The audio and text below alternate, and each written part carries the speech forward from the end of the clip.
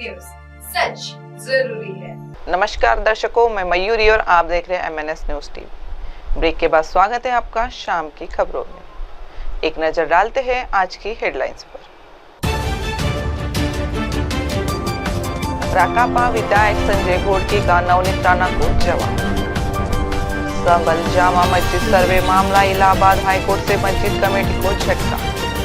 बिहार पहुंच रहे चीन के घातक हथियार अहमद अंसारी ने की खुलासे। 2 थानों की पुलिस मामले को टकराती रही दिल्ली की छात्रा के परिवार। अब खबरें विस्तार से। राकापा विधायक संजय घोड़के का नवनीत राणा को जवाब, हम भी लड़ेंगे चुनाव अपने दम पर।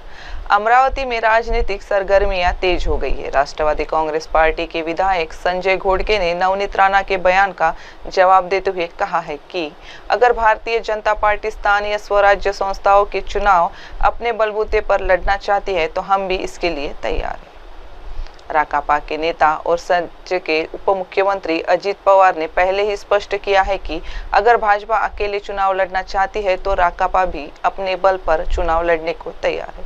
इसी दिशा में अमरावती में भी तैयारियां शुरू कर दी गई हैं। संजय घोड़के ने कहा, भाजपा ने अमरावती में यह कहा कि वे नगर पालिका चुनाव अकेले लड़ेंगे। ऐसे में हम भी स्वबल चुनाव लड़ने की पूरी तैयारी कर रहे हैं। हालांकि हम युति के लिए तैयार हैं, बशर्ते भाजपा के साथ केवल भाजपा हो। लेकिन अगर भाजपा के साथ रवि राणा का युवा स्वाभिमान पार्टी होगा तो अमरावती में हम भाजपा के साथ गठबंधन नहीं करेंगे। हमारे कुछ सिद्धांत हैं जिनसे हमें समझौता नहीं कर सकते। इस बयान से साफ है कि अमरावती में भाजपा और राकापा के बीच युति की संभावना कम दिख रही है, खासकर तब जब रवि राणा की पार्टी का हस्तक्षेप हो। अब बढ़ते हैं अगली खबर की ओर। संभल जामा मस्जिद सर्वे मामला इलाहाबाद हाईकोर्ट से मस्जिद कमेटी को झटका, सर्वे का रास्ता साफ। उत्तर प्रदेश के संभल जिले में स्थित शाही जामा मस्जिद में हरिहर मंदिर होने के दावे के मामले में मस्जिद कमेटी को इलाहाबाद हाईकोर्ट से झटका मिला है। ASI द्वारा सर्वे कराए जाने के आदेश के खिलाफ मस्जिद कमेटी की ओर हाई कोर्ट में दाखिल रिवीजन याचिका खारिज हो चुकी है, जिससे मस्जिद के सर्वे का रास्ता साफ होता नजर आ रहा है। रिवीजन याचिका पर सुनवाई करते हुए इलाहाबाद हाई कोर्ट के न्यायमूर्ति RR अग्रवाल ने मामले में अंतरिम आदेश को विखंडित करते हुए यह आदेश दिया है। संभल जिले का जामा मस्जिद और हरिहर मंदिर विवाद में आज इलाहाबाद हाई कोर्ट एक महत्वपूर्ण फैसला सुनाने जा रहा है। ये फैसला उस सिविल रिवीजन याचिका पर आएगा जिसे मस्जिद कमेटी ने दाखिल किया था। याचिका के जरिए कमेटी ने संभल की स्थानीय अदालत द्वारा मस्जिद के पुरातत्विक सर्वेक्षण के आदेश को चुनौती दी थी। हिंदू पक्ष ने संभल की अदालत में दावा किया है कि मोहल्ला कोटपुर स्थित जामा मस्जिद दरअसल श्री हरिहर मंदिर था, जिसे तोड़कर मस्जिद बनाई गई। इस दावे के समर्थन में सिविल जज ने नवंबर 2024 के एक एडवोकेट कमीशन नियुक्ति कर मस्जिद का प्रारंभिक सर्वे करने का निर्देश दिया था। मस्जिद कमेटी ने इसी आदेश को इलाहाबाद हाई कोर्ट से चुनौती दी।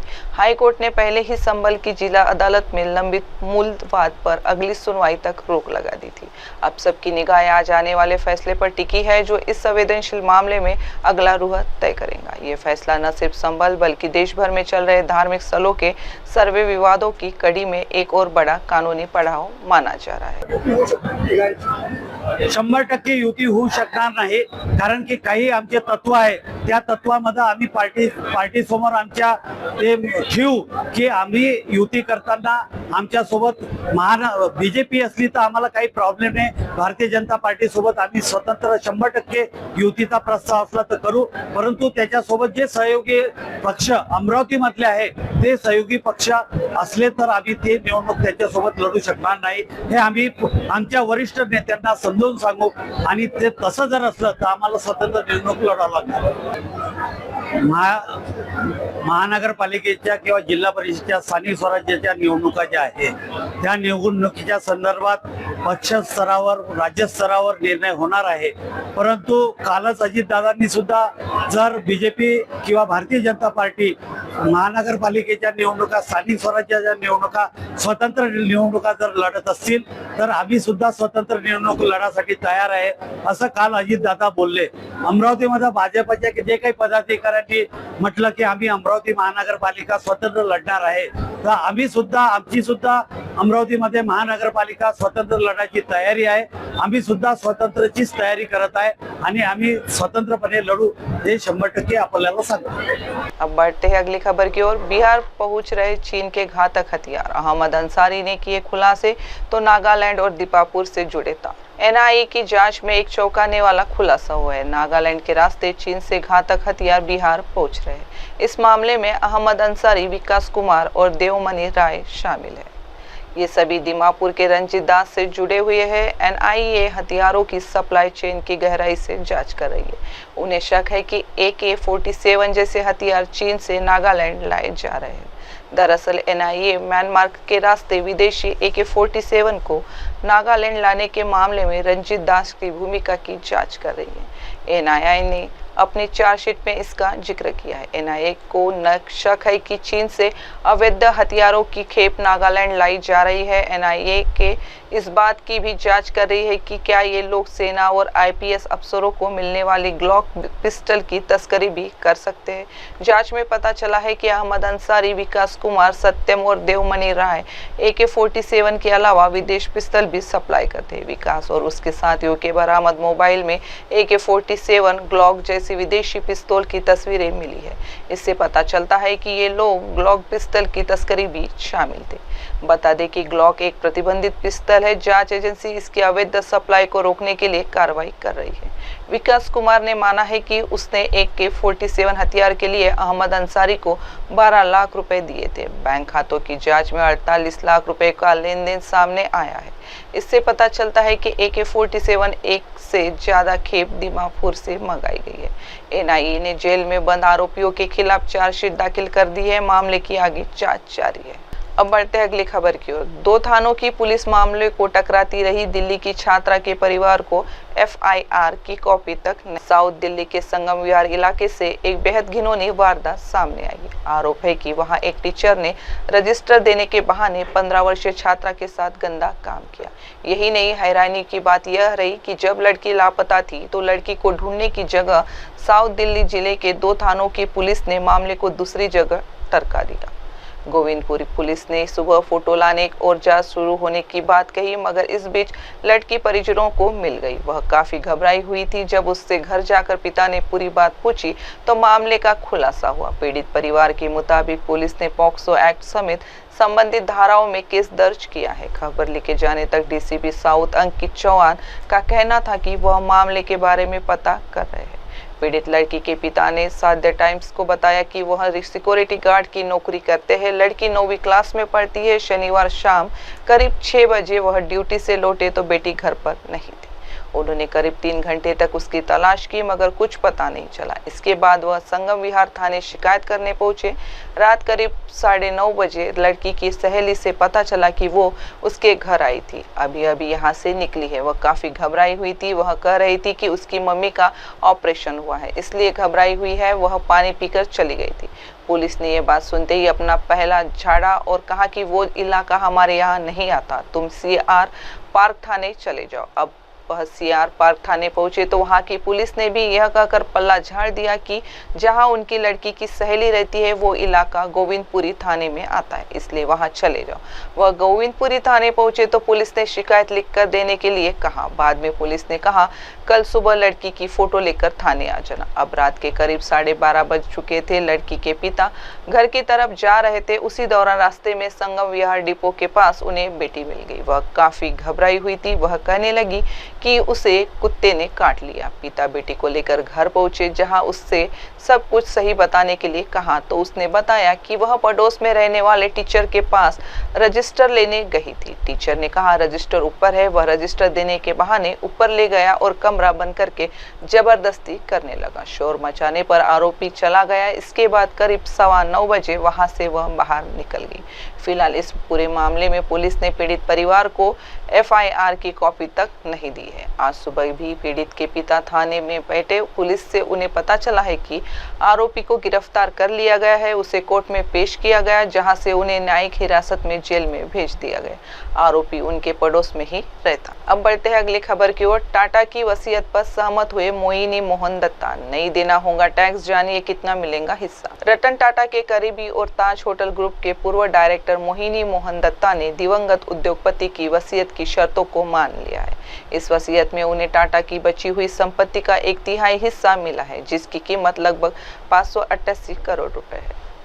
दत्ता की सहमति से वसीयत की एग्जीक्यूटर्स को बॉम्बे हाईकोर्ट से प्रोबेट कानूनी प्राप्त करने की प्रक्रिया में तेजी आएगी। टाटा ने अपनी 3,900 करोड़ रुपए संपत्ति गरीब 2 दर्जन लोगों में बांटी है। इनमें से केवल 77 वर्षीय दत्ता ने ही टाटा की विरासत की वैल्यू पर सवाल उठाए थे। एक रिपोर्ट के अनुसार मुताबिक टाटा की बची एक हुई संपत्ति यानी रेडियल एस्टेट का बाकी 2/3 हिस्सा उनकी सौतेली बहनों 72 वर्षीय सिरिन जेजेओबोए और 70 वर्षीय डीना जेजेओबोए को जाएगा। वे दोनों वसीयत की एग्जीक्यूटिव भी हैं। हालांकि दत्ता शुरू में एग्जीक्यूटिव से सहमत थे, लेकिन वसीयत में नो कॉन्ट्रैक्ट क्लॉज के कारण वह इसे चुनौती नहीं दे सके। वसीयत में यह नियम है कि जो भी लाभार्थी वसीयत पर विवाद करेगा वह अपने सभी अधिकार खो देगा। जब दत्ता से संपर्क किया गया तो उन्होंने कोई भी टिप्पणी करने से इनकार कर दिया। एग्जीक्यूटर्स ने 27 मार्च को वसीयत को प्रमाणित करने के लिए याचिका दायर। हाल ही में कोर्ट में उन्हें एक सार्वजनिक नोटिस जारी करने और गैर सहमति वाले कानूनी उत्तराधिकारियों से आपत्तियां आमंत्रित करने का निर्देश दिया। एग्जीक्यूटर्स ने प्रक्रिया को आगे बढ़ाने के लिए 9 अप्रैल को ओरिजिनेटिंग समन भी दायर किए। दत्ता टाटा परिवार के बाहर के एकमात्र ऐसे सदस्य हैं जिन्हें संपत्ति का इतना बड़ा हिस्सा दिया गया। एक सूत्र ने बताया कि दत्ता कुछ कीमती वस्तुएं देखना चाहते थे, लेकिन उन्हें कोलंबा में टाटा के हाईकाई निवास तक पहुंचने नहीं दिया गया। सूत्र ने यह भी बताया कि टाटा की संपत्ति एग्जीक्यूटर्स की देखरेख में है। अगर कोर्ट टाटा की वसीयत को प्रमाणित कर देता है तो दत्ता को कोई संपत्ति कर नहीं देगा, क्योंकि भारत में विरासत में मिली संपत्ति पर कोई कर नहीं लगता। दत्ता और टाटा के बीच 6 दशकों से भी अधिक समय तक संबंध रखा। दत्ता के अनुसार वे पहली बार जमशेदपुर के डीलर्स हॉस्टल में मिले थे, जब दत्ता 13 साल के थे और टाटा 25 साल के थे। बाद में दत्ता मुंबई चले गए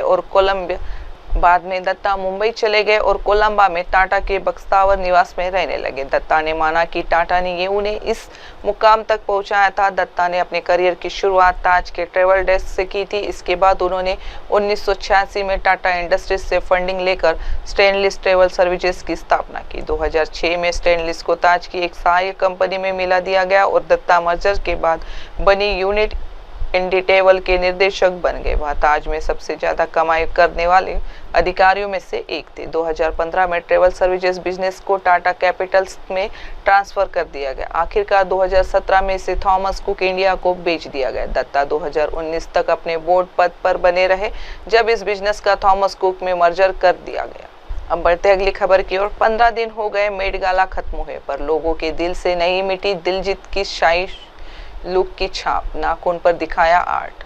फैशन जगत का बहुत बड़ा इवेंट है मेट गाला, जो हर साल होता है और बड़ी बड़ी हस्तियां यहां बड़े बड़े फैशन डिजाइन के आउटफिट कैरी करती है और बहुत की खूबसूरत से स्टाइल करती है। इस साल ये इवेंट 5 मई 2025 को हुआ था, जिसमें वैसे तो कहीं प्रियंका चोपड़ा और शाहरुख खान जैसी कई भारतीय हस्तियां शामिल थी, लेकिन एक शख्स ऐसा था जिसका लुक लोगों के दिलों पर घर कर गया। जी हाँ, हम बात कर रहे हैं दिलजीत दोसांझ की, जो विदेश की जमीन पर अपने साथ पंजाब का कल्चर लेकर पहुंचे थे। पग पहने दिलजीत का मेट गाला लुक इतना ज्यादा एक्टिव था कि आज 15 दिन बाद, और शायद हम गलत नहीं है तो अगले 15 दिन तक भी उनके लुक की ही चर्चा होती रहेगी। एक नेल टेक्नीशियन को तो इतना क्रेज चढ़ गया कि उन्होंने नेल एक्सटेंशन पर बेहूब दिलजीत का मेट गाला लुक क्रिएटर कर दिया, जिसकी कई लोग चर्चा कर रहे हैं। 5 मई को हुए मेट गाला में दिलजीत दोसांझ अपने पहले डेब्यू पर शादी अंदाज में दिखे, जहां उन्होंने अपने आउटफिट से पटियाला के महाराज रह चुके भूपिंदर सिंह को ट्रिब्यूट दिया। आईवियर कलर के शेरवानी के साथ दिलजीत के पंजाब का मानचित्र और गुरुमुखी लिखी हुई है। मैचिंग कैप पहनी थी। दिलजीत का लुक उनके एक नेल आर्टिस्ट फैन का इतना पसंद आया कि उसने एक्सटेंशन पर दिलजीत की तस्वीर ही बना दी। पटियाला के रहने वाले नेल आर्टिस्ट गगन ने मेट गाला के बाद अपने इंस्टाग्राम पर एक वीडियो शेयर किए जिसमें वो एक नकली नाखून जिसे नेल एक्सटेंशन के लिए इस्तेमाल किया जाता में दिलजीत के मेट गाला लुक को रिक्रिएटर किया था। आर्टिस्ट ने दिलजीत को आधी तस्वीर बनाई थी जिसमें पगड़ी और ज्वेलरी शामिल थी। आइए आपको नेल आर्ट्स की बारीकी के बारे में बताते हैं। नेल आर्टिस्ट ने बहुत ही खूबसूरत तरीके से और बारीकी से दिलजीत के लुक को एक छोटे से नाखून में बनाया था। पगड़ी और गले पर लगे पन्ना और बाकी ज्वेलरी का डिजाइन का डिटेल काफी अच्छा था, जिनकी चमक भी बिल्कुल वैसी ही थी जैसी कि असल में दिलजीत के लुक में आ रही थी। वाकई भारत में कलाकारों की कोई कमी नहीं। अब बढ़ते हैं अगली खबर की ओर। मुंबई में सीजीआई बिहार गवई के कार्यक्रम में नहीं हुआ प्रोटोकॉल फॉलो। कांग्रेस बोली ये दिखाता है बीजेपी सरकार। चीफ जस्टिस बीआर गवई रविवार को अपने गृह राज्य महाराष्ट्र पहुंचे। Bar council of Maharashtra and Goa ने उनके स्वागत में कार्यक्रम आयोजित किया था, लेकिन यहाँ राज्य के मुख्य सचिव डीजीपी यहाँ मुंबई पुलिस कमिश्नर उन्हें रिसीव करने नहीं पहुंचे। ये प्रोटोकॉल का उल्लंघन है। इसको लेकर सीजीआई ने नाराजगी जताते हुए कहा कि उनको खुद सोचना चाहिए कि ये सही हुआ या गलत। साथ ही उन्होंने कहा कि न तो न्यायपालिका और न ही कार्यपालिका बल्कि भारत का संविधान सर्वोच्च है और इसके स्तंभों को मिलकर काम करना चाहिए। उन्होंने कहा संविधान के सभी अंगों का एक दूसरों के प्रति उचित सम्मान प्रदर्शित करना चाहिए। अधिकारियों की तरफ से स्वागत नहीं करने पर कांग्रेस और शरद पवार की पार्टी एनसीपी ने तीखी प्रतिक्रिया दी। कांग्रेस नेता उदित राज ने सोशल मीडिया प्लेटफॉर्म एक्स पर लिखा, मुख्य न्यायाधीश बीआर गवई जी को महाराष्ट्र गोवा बार काउंसिल ने अभिनंदन के लिए आमंत्रित किया और यह उनका सीजीआई बन के बाद पहला दौरा है। प्रोटोकॉल के अनुसार चीफ सेक्रेटरी डीजी पुलिस को रहना चाहिए, लेकिन क्यों नहीं हुआ ऐसा। उन्होंने कहा संविधान के 3 अंग है, कार्यपालिका, विधायिका और न्यायपालिका। गवई जी न्यायपालिका के हेड है। महाराष्ट्र में बीजेपी की सरकार है और उनकी मनुवादी मानसिकता के कारण ऐसा हुआ। एनसीपी के नेता जितेंद्र आव्हाड ने कहा कि महाराष्ट्र के बेटे और सुप्रीम कोर्ट के मुख्य न्यायाधीश जस्टिस भूषण गवई शपथ लेने के बाद पहली बार महाराष्ट्र आए। महाराष्ट्र और गोवा बार काउंसिल ने उनके लिए एक सम्मान समारोह आयोजित किया, जिसमें मुख्य न्यायाधीश ने यहाँ प्रशासन द्वारा प्रोटोकॉल फॉलो नहीं करने पर सार्वजनिक रूप से नाराजगी व्यक्त की। राज्य के मुख्य सचिव, DGP, IG, Mumbai police commissioner और अन्य अधिकारी मौजूद नहीं। अब बढ़ते अगली खबर की ओर। सुप्रिया सुले को भाई अजित पवार के मंत्रालय से शिकायत। सीएम देवेंद्र फडणवीस तक पहुंचाई बात। महाराष्ट्र में शरद पवार और अजित पवार के साथ आने के अटकलों के बीच बारामती की सांसद सुप्रिया सुले ने छात्रवृत्ति को लेकर शिकायत की है। राष्ट्रवादी कांग्रेस पार्टी शरद चंद्र पवार के प्रमुख शरद पवार की बेटी सुप्रिया सुले ने कहा, महाराष्ट्र समुदाय के आर्थिक रूप से कमजोर वर्गों के छात्रों के लिए सारथी नाम की संस्था के माध्यम से छात्रवृत्ति प्रदान की जाती है, लेकिन छात्रों की शिकायत है कि यह छात्रवृत्ति समय पर नहीं मिल पा रही क्योंकि वित्त मंत्रालय से अनुदान समय पर नहीं मिल रहा है। उन्होंने कहा शिक्षा की दृष्टि से छात्रवृत्ति बहुत महत्वपूर्ण है और उससे समय पर प्राप्त किया जाना चाहिए। मैं मुख्यमंत्री से अनुरोध करता हूं कि कृपया छात्रों की बात सुने और यह सुनिश्चित करने के लिए उचित कदम उठाए कि उन्हें यह छात्रवृत्ति समय पर मिले। मुख्यमंत्री देवेंद्र फडणवीस की नेतृत्व वाली महाराष्ट्र सरकार में राष्ट्रवादी कांग्रेस पार्टी के प्रमुख अजित पवार डिप्टी सीएम के साथ वित्त मंत्री भी हैं। सुप्रिया सुले ने अपने एक पोस्ट में मुख्यमंत्री फडणवीस और अपने भाई अजित पवार को भी टैग किया है। बता दें कि इन दिनों महाराष्ट्र में शरद पवार और अजित पवार के साथ आने की अटकलें लगाई जा रही है। दरअसल दोनों ही नेता हाल ही के दिनों में कई मंचों पर साथ नजर आए। साथ आने को लेकर जब शरद पवार से सवाल किया गया तो उन्होंने कहा था कि अगर दोनों एनसीपी गुट एक साथ आ जाए तो इसमें कोई हैरानी की बात नहीं होगी। एनसीपी एसपी का एक गुट अजित पवार से जुड़ना चाहता है। इस पर अंतिम फैसला अगली पीढ़ी के नेतृत्व में होगा। सुले और अजित पवार को लेना होगा। अजित पवार ने चाचा शरद पवार के खिलाफ जुलाई 2023 के बगावत कर दी थी और एनसीपी के कई विधायकों के साथ महायुति सरकार में शामिल हो गए थे। मामला सुप्रीम कोर्ट और चुनाव आयोग में पहुंचा, जहां चुनाव आयोग ने अजित पवार की एनसीपी को असली माना और चुनाव चिन्ह और नाम अजित पवार को सौंप दी। वही शरद पवार की गुट को नया नाम और चिन्ह मिला। अब बढ़ते हैं अगली खबर की ओर। गोंदिया स्टेशन पर 55 वर्षों से चल सेवा मटका कोला बना मानवता की मिसाल। प्लेटफॉर्म से बोगी तक ठंडा पानी पहुंचाकर हर प्यास बुझा रहे हैं सेवा का अमृत। जहां देश भर में गर्मी अपना कहर बरपा रही है, वहीं गोंदिया रेलवे स्टेशन पर एक ऐसा दृश्य देखने को मिलता है जो इंसानियत और सेवा भावना की जीवंत मिसाल बन चुका है। तपती धूप में जहां 2 घुटा ठंडा पानी अमृत के समान लगता है, वहीं गोंदिया स्टेशन पर मटका कोला जल सेवा बीते 55 वर्षों से निरंतर यात्रियों की प्यास बुझा रही है। ये सेवा कार्य श्री किराना तेल व्यापारी संगठन द्वारा संचालित किया जा रहा है, जिसमें हर दिन सुबह 10 बजे से रात 11 बजे तक 25,000 से अधिक यात्रियों तक निःशुल्क ठंडा पानी पहुंचाया जाता है।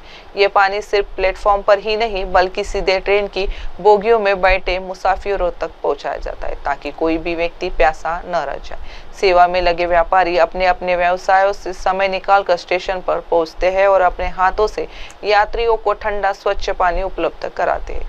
बिना किसी स्वार्थ के किया जा रहा यह कार्य उन्हें आत्मसंतोष और मानवीय संतुष्टि प्रदान करता है।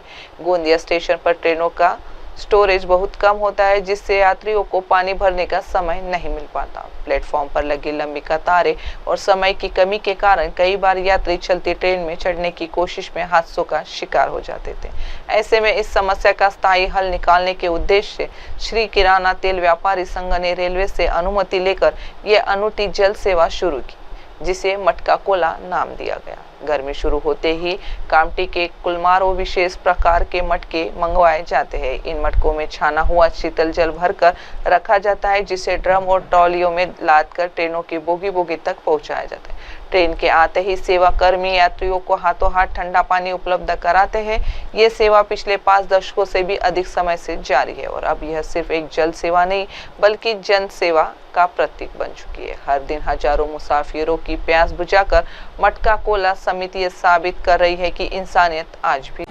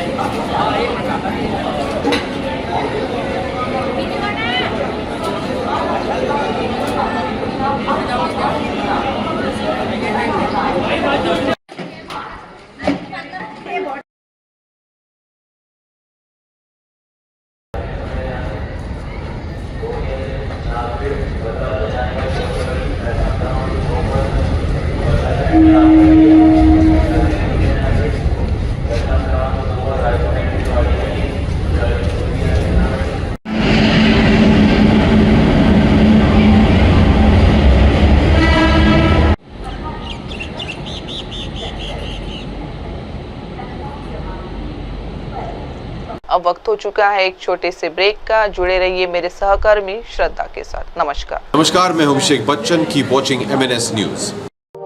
आप देख रहे हैं MNS न्यूज, सच जरूर।